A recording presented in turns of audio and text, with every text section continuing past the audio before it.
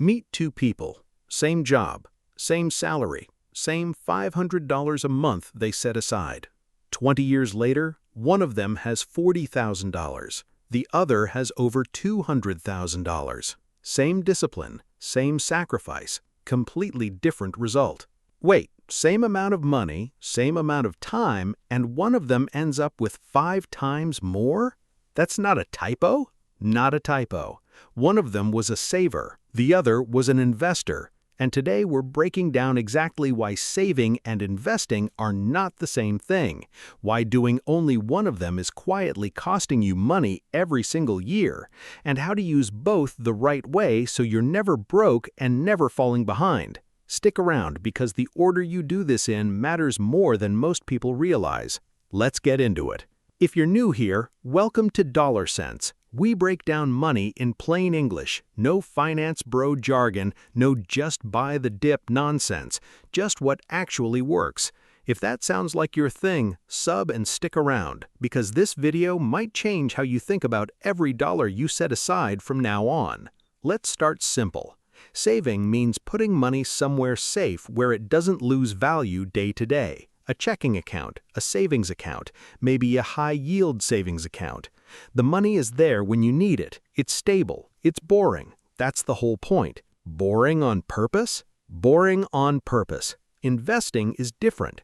Investing means putting your money into something that can grow. Stocks, index funds, real estate, retirement accounts like a 401k or a Roth IRA. The value goes up and down. Some years it grows a lot. Some years it drops, but over long periods, historically, it grows a lot faster than saving ever could. So saving is the safe box, and investing is the growth engine. Exactly. And here's the mistake almost everybody makes. They pick one and stick with it their whole life. Either they're scared of the stock market and keep everything in a savings account, or they get excited about investing and throw everything into stocks with zero cash cushion. Both of those people are making the same mistake from opposite directions. Let's talk about the saver first, because this one is sneaky. Saving feels safe. Your balance never drops, but there's a silent thief working against you the entire time. Inflation. Inflation. Everyone says that word, nobody explains it. Fair. Inflation just means prices go up over time. On average, prices in the US rise somewhere around 2 to 3% a year, some years more, some years less. Groceries, rent, gas, all of it slowly costs more. Now here's the problem. A regular savings account might pay you less than 1% interest a year. Even a good high-yield savings account, the kind you'd find online, might pay somewhere around 4 to 5% depending on the year and the Fed's interest rate policy. Okay, so if inflation is eating 3% and my high-yield account is only paying me 4, I'm barely ahead? You're barely ahead, or in a normal savings account, you're actually falling behind. Your number goes up, but what that number can actually buy you goes down. Let's make it real. Say you save $10,000 in a regular savings account for 10 years. At the end, you might have around $10,500. Looks fine on paper, but because of inflation, that money now buys roughly what $7,000 to $8,000 would buy today. You didn't lose money in your account, you lost buying power, and buying power is the only thing that actually matters. So saving isn't safe. It's just safe from a different kind of loss. That's the perfect way to put it. Saving protects you from your account balance going down. It does not protect you from your money becoming worth less. Those are two completely different kinds of risk, and most people only think about the first one. Now let's flip it. Say you skip saving entirely and go all in on investing. Every extra dollar straight into stocks. That sounds like the smart move though, right? Higher growth? It sounds smart until life happens. Your car breaks down, you lose your job, a medical bill shows up.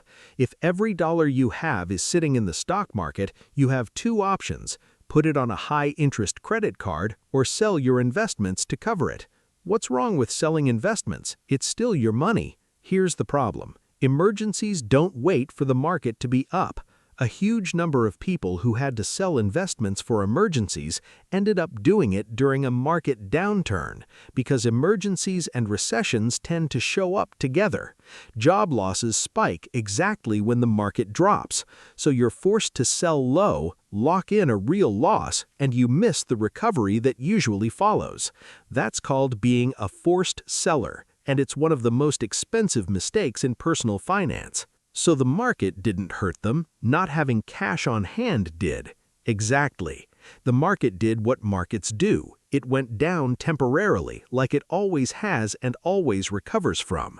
The real damage came from not having a cushion, which turned a temporary loss into a permanent loss.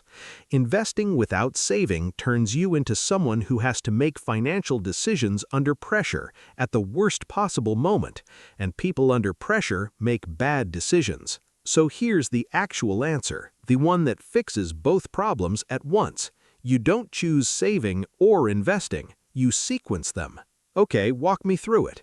Step 1. Build what's called an emergency fund. This is 3 to 6 months of your essential expenses sitting in a high-yield savings account, not invested, not touched, just there, boring and available, so a job loss or a broken transmission doesn't turn into a financial crisis. How much is that for a normal person? If your essential bills, rent, food, utilities, minimum debt payments add up to $2,000 a month, your emergency fund target is somewhere between $6,000 and $12,000. That's it. That's the whole cushion. Once you hit that number, you stop adding to it. Beyond that point, extra savings sitting in cash is actually working against you because of inflation. And that's when investing kicks in? That's exactly when investing kicks in. Once your emergency fund is full, every extra dollar's job changes. Its job is no longer protect me. Its job is grow. That's when you're investing in things like a 401k, especially if your employer matches contributions, because that match is free money, an instant 100% return before the market even does anything. Then a Roth IRA. Then a regular brokerage account with low-cost index funds rather than trying to pick individual stocks. So the emergency fund is like a fire extinguisher, and investing is actually building the house. That's a really good way to think about it.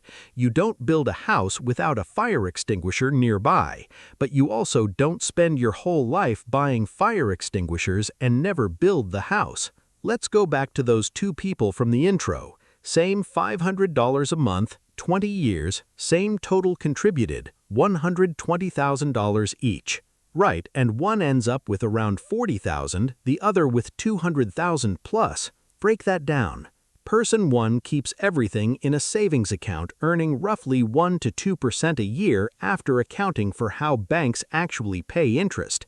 Over 20 years, that $120,000 grows to somewhere around $150,000. Better than a mattress, but barely. Okay, so where'd my $40,000 number from the intro come from? That one's the person who never even got that far, the one who kept the money in checking or a low-interest account where growth is basically flat and inflation eats most of the gain, leaving them with real buying power closer to what $40,000 is worth today. Now person 2, the investor, same $500 a month into a diversified index fund averaging a historical long-term stock market return of around 7% a year after inflation. Over 20 years, that same contribution grows to somewhere north of $250,000. Same money in, same time. One person's decision about where to put it made a 6-figure difference. That's the whole video in one sentence. The amount you save matters, but where you put it after that matters just as much, if not more, especially over decades. Time is the investor's best friend. The earlier you start, the less of the work your own contributions have to do, because compound growth starts doing the heavy lifting. Let's make this actionable, not just theory. Here's the order of operations. Step by step, let's go. Step 1. Open a high-yield savings account if you don't have one. It takes 15 minutes online, and it pays several times more interest than a normal bank savings account at essentially zero extra risk. Step 2. Figure out your bare minimum monthly expenses, multiply by 3 to 6, and that's your emergency fund target. Automate a transfer every payday until you hit it. Step 3. If your job offers a 401k match, contribute at least enough to get the full match the moment your emergency fund is done. That's not optional, that's free money on the table. Step 4. Open a Roth IRA if you're eligible, and put new investable money into a low-cost, diversified index fund rather than trying to pick individual stocks. And after that, it's just consistency. You keep the emergency fund topped up as your expenses grow, and you keep investing on autopilot. Same amount, same schedule, regardless of what the news says the market did this week. The two things run side by side for the rest of your life. That's the system. Real quick, 2 mistakes I want you to avoid. Mistake 1, don't wait until your emergency fund is perfect before you start investing. Some people save for years past their target because investing feels scary, and they lose a decade of compound growth waiting for a feeling of readiness that never comes. Mistake 2, don't invest your emergency fund to make it grow faster. I've seen people put their safety cushion into stocks, and then the 1 year they actually need it is the 1 year the market happens to be down. Keep the roles separate. Cash protects, investments grow. Don't mix the jobs. That's it. That's the whole system in one line. So, to recap, saving alone loses to inflation, slowly and quietly. Investing alone leaves you exposed when life throws something unexpected at you. The answer isn't picking a side, it's building your emergency fund first, then investing everything beyond that, and letting both run together for the rest of your life. Same effort, completely different outcome 20 years from now. If this helped you get your money plan straight, hit subscribe. We're breaking down one real money concept every single week, no fluff. Drop a comment and tell me, are you still building your emergency fund, or are you already investing? I read every one. See you in the next video.